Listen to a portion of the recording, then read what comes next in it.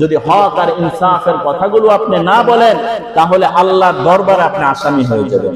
কোরআনের মধ্যে রয়েছে কুনতুম খায়রা উম্মাতিন উখরিজাত লিন-নাস তা'মুরুনা বিল মা'রুফ ওয়া তানহাউনা আনিল মুনকার।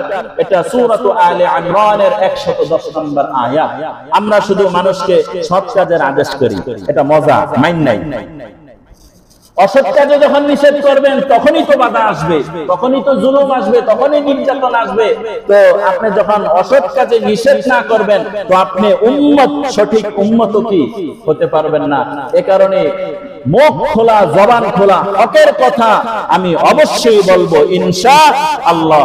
মানুষকে ন্যায়ের কথা বলবো, হকের কথা বলবো, অসৎ কাজে বাধা দিব। সুতরাং সর্বশেষ আমার এই বক্তব্য দিয়ে শেষ করব। দেশ স্বাধীন করে খুব আনন্দ প্রকাশ করার অবকাশ নাই। দেশের সম্পদ রক্ষা করা প্রতিটা নাগরিকের জিম্মাদারি। গতকাল রাতে বিভিন্ন মাইক থেকে আওয়াজ এসেছে যে এলাকার মধ্যে ডাকাতি হচ্ছে। আপনারা বলেন যাদের ঘরে ডাকাতি হইল এদের অবস্থা কেমন? এ কারণে প্রতিটা মানুষের সতর্ক থাকা দরকার। সংখ্যালঘুদের উপর ইহসান করা দরকার। সংখ্যালঘু হিন্দু, খ্রিস্টান, বৌদ্ধ বাংলাদেশের মধ্যে সংখ্যালঘু, এদের জান এবং মালের নিরাপত্তা দায়িত্ব দেওয়ার সংখ্যাগরিষ্ঠ মুসলমানদের উপর জিম্মাদারি। কোন মুসলমান কোন সংখ্যালঘুদের উপর আক্রমণ আর নির্যাতন করতে পারে না। কিন্তু বাংলাদেশের মধ্যে কিছু উচ্ছৃঙ্খল মানুষ এই সংখ্যালঘুদের উপর নির্যাতন করে বহির্বিশ্বে বাংলাদেশের সুনাম আর অর্জন নষ্ট করতে চায়। এ কারণে প্রতিটা নাগরিক এই ব্যাপারে সতর্ক থাকা। দেশের সম্পদ নষ্ট করা যাবে না।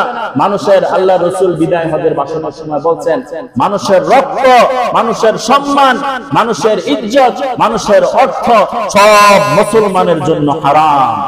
সুতরাং দেশ স্বাধীন হয়েছে এই বলে কোন মানুষের সম্পদ নষ্ট করা যাবে না, কোন মানুষের ইজ্জত নষ্ট করা যাবে না। সংখ্যালঘু মানুষের ধর্মীয় উপাসনার মধ্যে কোন হামলা আর নির্যাতন, অগ্নিকাণ্ড এগুলো করা যাবে না। সর্বদা আমরা চৌকান্ন থাকবো, সতর্ক থাকবো। আলহামদুলিল্লাহ, আমি গর্বের সাথে বলি এই দীর্ঘ 5 বছর কখনো আমার বয়ান আপনারা বেটু দেন নাই, আলহামদুলিল্লাহ। কিন্তু এমন অনেক জায়গায় হয়েছে, এমন অনেক ইমামের রেকর্ড আমাদের কাছে আছে, যখন হকের কথাগুলো বলেছে মিম্বার থেকে তাকে নামিয়ে দেওয়া হচ্ছে, চাকরিচ্যুত করা হয়েছে। আজকে যারা ক্ষমতা দেখাইলো তারা কোথায়? আমি গত জুমায় একটা কোরআনের আয়াত পড়েছি, সূরাতুল আহজাবের 68 নম্বর আয়াত। কিয়ামতের ময়দানে মনে আছে কিনা বলবে যে ক্বালু রাব্বানা আতানা সাদাতানা ওয়া কুবারানা ফাআদাল্লুনা সাবিলা। কিয়ামতের ময়দানে ব্যক্তিরা বলবে, আল্লাহ, আমাদের নেতাদের কথা শুনেই তো আমি খারাপ কাজ করেছি, নেতাদের কথা শুনেই তো আমি খারাপ কাজ করেছি।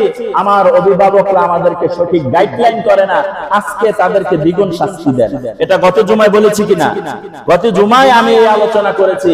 আজকে এর পরিণাম কতটা যে খারাপ হয়ে গেছে, 1 সপ্তাহের মধ্যে পুরা দেশ পরিবর্তন। এ কারণে একটা কথা আছে, নদীর এপার ভাঙে ওপার গড়ে, এই তো নদীর খেলা, সকালবেলার ধনীরে তুই ফকির সন্ধ্যাবেলা। সুতরাং ক্ষমতা যদি এসে যায়, ক্ষমতার অপব্যবহার করা যাবে। অর্থ সম্পদের যদি মালিক হয়ে যান, অর্থ সম্পদের অপব্যবহার করা যাবে না। এই ব্যাপারে আমরা সবাই সতর্ক থাকব। আল্লাহ রাব্বুল আলামিন আমাদের সকলকে আমাদের জান এবং মালের হেফাজতকারী হয়ে যান। আল্লাহ তাআলা বাংলাদেশের মধ্যে নিরাপত্তার সাথে, আমন আমানের সাথে থাকার তৌফিক দান করেন।